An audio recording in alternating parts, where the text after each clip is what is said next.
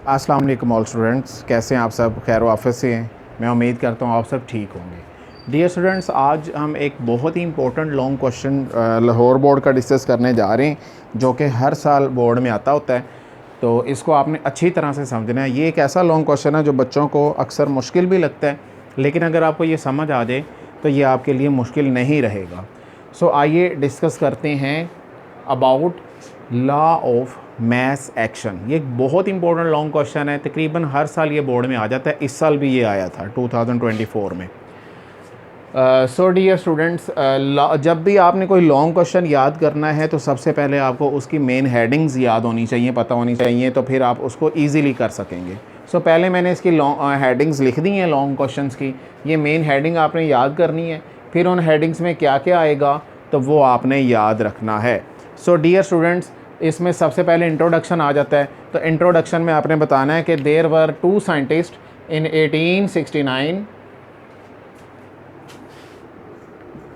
1869 में दो साइंटिस्ट थे जिनका नाम था गुलबर्ग एंड वेग। एक साइंटिस्ट थे वेग और जो दूसरे साइंटिस्ट थे उनका नाम था गुलबर्ग।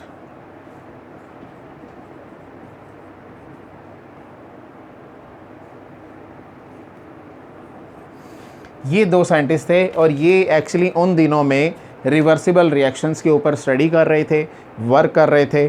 तो उनसे और रिएक्शन करते करते ना चाहते हुए एक लॉ बन गया, जिनको उन्होंने बाद में लॉ ऑफ मैस एक्शन का नाम दिया। Is it clear dear students? अब हम चलते हैं डेफिनेशन की तरफ कि लॉ ऑफ मैस एक्शन की डेफिनेशन क्या है। So dear students, law of mass action की डेफिनेशन बहुत ही आसान है। तो आइए मैं इसे आपको सिंपल वर्डिंग में समझाता हूँ। अकॉर्डिंग टू दिस लॉ वो क्या कहता है? वो कहता है जी, अकॉर्डिंग टू दिस लॉ जो रेट ऑफ रिएक्शन होता है, रेट किसे कहते हैं? एक्चुअली स्पीड को। स्पीड ऑफ रिएक्शन उतनी ज़्यादा होगी जितना ज़्यादा एक्टिव मैस होगा। मैं आपको एक शादी की एग्जांपल देता हूँ कि एक शादी में जितने लोग एक्टिव होते हैं, जितने लोगों को ज़्यादा भूख लगी होती है, उतना जो रेट होता है, रेट स्पीड को कहते हैं, उतनी स्पीड ऑफ रिएक्शन या खाने की जो स्पीड होती है उतनी ज़्यादा होती है। सो अगर एक शादी में ज़्यादा लोगों को ज़्यादा भूख लगी है और दूसरी शादी में लोगों को कम भूख लगी है, तो एक्टिव मैस कहाँ पे ज़्यादा है? पहली शादी में, जहाँ उनको भूख ज़्यादा लगी है, तो एक्टिव मैस ज़्यादा, लोग ज़्यादा एक्टिव होंगे इससे, उस चीज़ को लेकर, तो उस हिसाब से उनकी स्पीड भी ज़्यादा होगी। बिल्कुल इसी तरह जब कोई रिएक्शन होता है तो उसमें क्या होता है डियर स्टूडेंट्स? रिएक्टेंट्स प्रोडक्ट्स में कन्वर्ट होते हैं। सो पहले सेकंड में when time is equal to 1 second, तो 10 में से 7 रिएक्टेंट्स प्रोडक्ट्स में कन्वर्ट हो जाते हैं, और अगले टाइम में, अगले सेकंड में 3 में से 2 रिएक्टेंट्स प्रोडक्ट्स में कन्वर्ट हो जाते हैं, और अगले ही टाइम में 2 में से 1 जो रह जाता है उसमें से 0.5 कन्वर्ट हो जाता है। सो आप ज़रा देख रहे हैं कि पहले टाइम में जो एक्टिव मैस था वो ज़्यादा था, 7 था। एक्टिव मैस कहते किसे हैं कि 10 में से रिएक्टेंट्स 7 कन्वर्ट हो गए, 3 रह गए पीछे।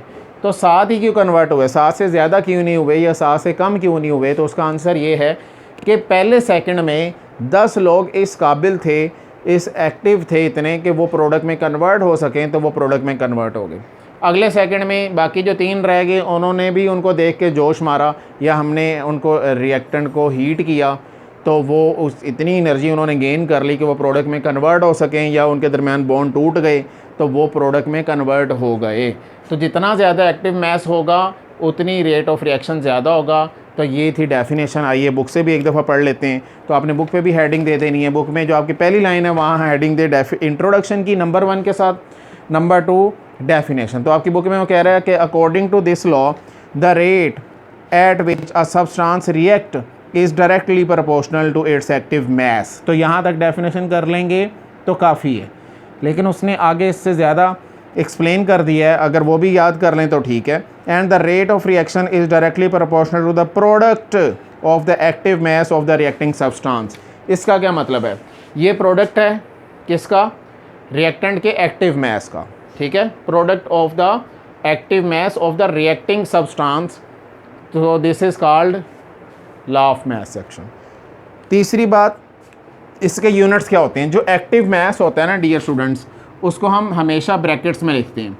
अब मिसाल के तौर पे जैसे मैंने यहाँ पे एक एग्जांपल लिया है कि हाइड्रोजन जब आपस में रिएक्ट करता है आयोडीन के साथ तो वो प्रोडक्ट में कन्वर्ट हो जाता है हाइड्रोजन आयोडाइड में। अब यहाँ पे ज़रा गौर करें तो यहाँ पे मैंने हाइड्रोजन की अमाउंट लिखी है तो उसको मैंने ब्रैकेट्स में लिखा है। तो ब्रैकेट्स का लिखने का मतलब ये कि ये एक्टिव मैस है। मिसाल के तौर पे हाइड्रोजन जो था वो था 1.5 ग्राम, ठीक है, या मोल पर डीएम क्यूब। तो उसमें से 0.5 जो है वो एक्टिव है, इसलिए मैंने उसको ब्रैकेट में लिखा है, और जो बाकी 1 रह गया वो एक्टिव नहीं था, इसलिए उसको मैंने ब्रैकेट्स में नहीं लिखा। तो एक्टिव मैस को हमेशा ब्रैकेट्स में लिखा जाता है। So it is always represented by square brackets.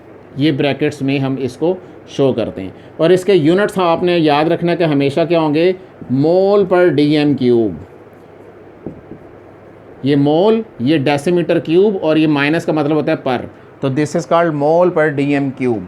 तो यहाँ तक 4 हेडिंग्स को हमने डिस्कस कर लिया। तो और आपकी बुक में ये बातें पहले पैराग्राफ पेज नंबर 6 पे दी हुई हैं।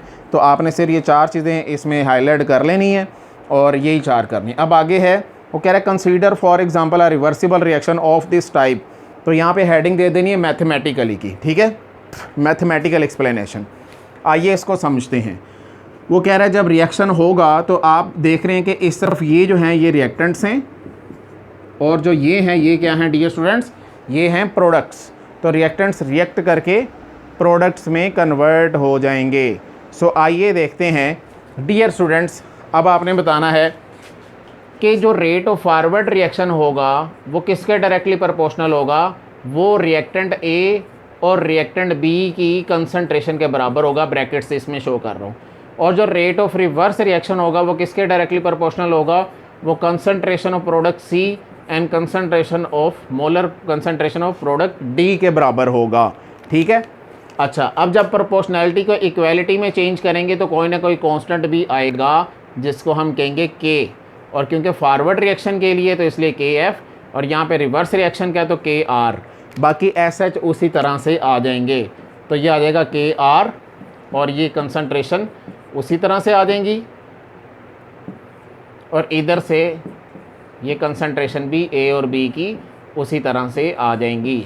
अब वो कह रहा है इक्विलिब्रियम, जब रिवर्सिबल रिएक्शन होता है तो उसमें इक्विलिब्रियम आ जाता है।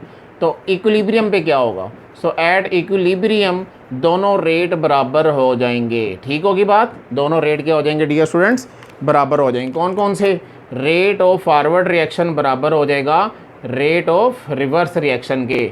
तो इसकी मैं वैल्यू पुट कर दूंगा यहाँ पे डियर स्टूडेंट्स, क्या कर दूंगा, इसकी मैं वैल्यू यहाँ पे पुट कर देता हूँ, रेट ऑफ फॉरवर्ड रिएक्शन की रेट ऑफ रिवर्स रिएक्शन के साथ। तो मुझे बताएं ज़रा, रेट ऑफ फॉरवर्ड रिएक्शन की वैल्यू क्या थी, तो रेट ऑफ रिवर्स रिएक्शन की फॉरवर्ड की ये वाली वैल्यू थी। तो मैं ये पुट कर देता हूँ, that is K F and molar concentration of A and B, और इसी तरह से K R molar concentration of C and D. अच्छा, अब ये जो आपके पास रिएक्टेंट्स हैं इनको मैं एक तरफ ले आऊँगा, तो ये के एफ ओवर ये नीचे आ जाएगा के आर, और ये बराबर हो जाएगा A B and C D. C D यानी प्रोडक्ट आ जाएंगे ऊपर और रिएक्टेंट्स आ जाएंगे नीचे, ठीक है।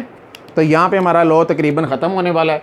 अब ये जो हैं ये दोनों कांस्टेंट्स हैं, तो आपको पता होगा कि जब भी दो कांस्टेंट आपस में मल्टीप्लाई, डिवाइड, सब्ट्रैक्ट या ऐड हों तो आने वाला आंसर भी एक नया कांस्टेंट होता है, और यहाँ पे के सी नया कांस्टेंट आ जाएगा। सो व्हाट इज़ के सी, के सी इज़ एक्चुअली द इनके रेशो है के एफ और के आर की। तो अभी हम के सी को डिफ़ाइन भी करेंगे। यहाँ पे हमारा लॉ ऑफ मैथ सेक्शन ख़त्म हो जाता है। तो ये आपका लॉ ऑफ मैथ सेक्शन पूरा हो गया। तो हमने कौन कौन सी हेडिंग को डील कर लिया डियर स्टूडेंट्स, हमने इंट्रोडक्शन भी पढ़ लिया, हमने डेफिनेशन देखी, यूनिट्स, रिप्रेजेंट, मैथमेटिकल एक्सप्लेनेशन। अब देखते हैं जनरल एक्सप्रेशंस। जनरल एक्सप्रेशंस क्या होते हैं, अगर वो लॉन्ग क्वेश्चन जनरल एक्सप्रेशन के साथ पूछे तो आपने जनरल एक्सप्रेशन भी बताने हैं। जनरल एक्सप्रेशन बिल्कुल सेम है, यहाँ से लेके वहाँ तक आपने कॉपी पेस्ट कर देना है। सिर्फ फ़र्क क्या है कि यहाँ आपने इसके साथ कोएफिशिएंट्स भी लिखने हैं, A B C and D, ये चीज़ ऐड कर देनी है बस। ये कोएफिशिएंट क्या होते हैं ज़रा देखें। इस इक्वेशन में मैंने यहाँ पे 2 लगाया है, ये 2 क्या है, इसको मैंने बैलेंस किया है। यहाँ पे हाइड्रोजन 2 थे, इधर अगर ये 2 ना होता तो यहाँ पे 1 था, तो हाइड्रोजन को बैलेंस करने के लिए मैंने 2 लगा दिया। तो एक कोएफिशिएंट है, इनके साथ 1 1 है, जिसके साथ कोई नहीं होता 1 होता है, तो एक कोएफिशिएंट है, ये कोएफिशिएंट्स लगा दिए मैंने, ठीक है जी। कोएफिशिएंट जैसे हम वाटर की एग्जांपल लिखते हैं ना, H2O, H2 + O2 = 2H2O, तो ये जो लगाए हैं ना मैंने, ये कोएफिशिएंट्स हैं, ठीक होगी बात। सो ये कोएफिशिएंट्स मैंने लिख दिए। अब आपने क्या करना है कि ये जब आपने रेट लॉ इक्वेशन लिखनी है, इसे रेट लॉ इक्वेशन कहते हैं, ठीक है। फर्स्ट ईयर सेकंड ईयर में जब आप जाएंगे तो ये चीज़ें पढ़ेंगे। तो कोएफिशिएंट्स को पावर के तौर पे आप लिख देंगे, फिर एक्सपोनेंट्स के तौर पे लिखेंगे, तो ये कोएफिशिएंट एक्सपोनेंट के तौर पे आ जाएंगे। ए बी, ये ए बी इस तरह से आ जाएगा, ये सी डी, ये सी डी। तो फाइनल जो शक्ल आपके पास बनेगी वो ये बनेगी, C D and A and B. तो ये आ जाते हैं जनरल एक्सप्रेशन के साथ। तो ये जो जैसे इसमें बता रहा हूँ कि rate of forward reaction is directly proportional to the molar concentration of reactant A and molar concentration of reactant B. और फिर आप कहेंगे व्हेन प्रोपोर्शनैलिटी को इक्वालिटी में चेंज करेंगे तो कॉन्स्टेंट आएगा के एफ। ये आपने इंग्लिश में लिख देना इस तरह करके ना, बुक पे लिखा हुआ, इसको आप देख लीजिएगा। तो ये जनरल एक्सप्रेशन हो गए। अब फाइनली हम के सी की डेफिनेशन देखते हैं कि के सी क्या है। अगर आप ये चीज़ ऐड कर देंगे तो ठीक, अच्छी बात है, नहीं भी करेंगे तो मार्क्स नहीं कटेंगे। और के सी बजाते खुद एक इंपॉर्टेंट शॉर्ट क्वेश्चन है, ये अलहदा से आता होता है। इसकी डेफिनेशन अगर आप देखें तो बुक पे आपको दी हुई है, पेज नंबर 9 के बिल्कुल लास्ट पे जाके। तो इसको ज़रा समझ लीजिए, ज़रा पहले इसको हम समझते हैं। देखें डियर स्टूडेंट्स, मैं इसी एक्सप्रेशन को दोबारा से लिख देता हूँ। लें जी, ये आ गया सी और ये आ गया डी, ये आ गया ए रिएक्टेंट और ये आ गया molar concentration of reactant B. अब ज़रा गौर करें इसके ऊपर क्या आ गए, इसके ये एक्सपोनेंट्स आ गए, ये कोएफिशिएंट एज ए पावर यानी एक्सपोनेंट्स के तौर पे इसके ऊपर आ गए। अब ज़रा गौर करना है आपने कि के सी क्या है। ऊपर कौन है, प्रोडक्ट्स। ऊपर कौन है डियर स्टूडेंट्स, ऊपर प्रोडक्ट्स हैं और नीचे कौन है, रिएक्टेंट्स। सो हमें ये समझ में आया कि जो के सी है वो प्रोडक्ट्स और रिएक्टेंट्स की कंसंट्रेशन की रेशो है। इसको आप डिफाइन कैसे करना है, बुक पे डेफिनेशन बढ़ते हैं, मैं पहले ज़रा एक्सप्लेन कर दूं। ये देखें, जो मल्टीप्लाई, ये मुझे बताएं ये कंसंट्रेशन आपस में क्या हो रही है, मल्टीप्लाई। तो इस मल्टीप्लाई को भी क्या कहते हैं डियर स्टूडेंट्स, इस मल्टीप्लाई को भी प्रोडक्ट कहते हैं, ठीक है। तो मैं कहूँगा के C is the product of concentration of products. ये कंसंट्रेशन है, मोलर कंसंट्रेशन ऑफ प्रोडक्ट्स, ऊपर प्रोडक्ट्स हैं, raise to the power of their coefficients over and product of molar concentration of reactants, ये रिएक्टेंट्स हैं, raise to the power of their coefficients, this is called K C. तो आए ज़रा book पे page number 9 पे ये definition भी लिखी हुई है, इसका फार्मूला भी है। वो कह रहे हैं K C is the product of concentration of product raise to the power of their coefficients over product of concentration of reactants raise to the power of their coefficients. तो ये थी के सी की डेफिनेशन, जो कि अक्सर बच्चों को बहुत मुश्किल लगती थी, तो अब ये मैंने आसान कर दिया आपके लिए। तो ये थी के सी की डेफिनेशन। अब आगे अगले पेज पे देखें तो पेज नंबर 10 है, यहाँ पे कुछ 2 एग्जांपल दी हुई हैं। यहाँ पे हमने इनके यूनिट्स मालूम करने हैं डियर स्टूडेंट्स। क्या मालूम करने हैं, यूनिट्स। तो के सी के यूनिट्स कैसे मालूम करते हैं, आइए देखते हैं। यूनिट्स ऑफ के सी। सो डियर स्टूडेंट्स, एक एग्जांपल है हाइड्रोजन एंड आयोडीन की। लें जी, ये हाइड्रोजन आयोडीन के साथ रिएक्ट करेगा और ये बना देगा हाइड्रोजन आयोडाइड, ठीक है। अच्छा, यहाँ पे ये के एफ के आर भी आता है, ठीक है। वो कौन सा वाला है, ये वही वाला है जो यहाँ पे हमने निकाला था।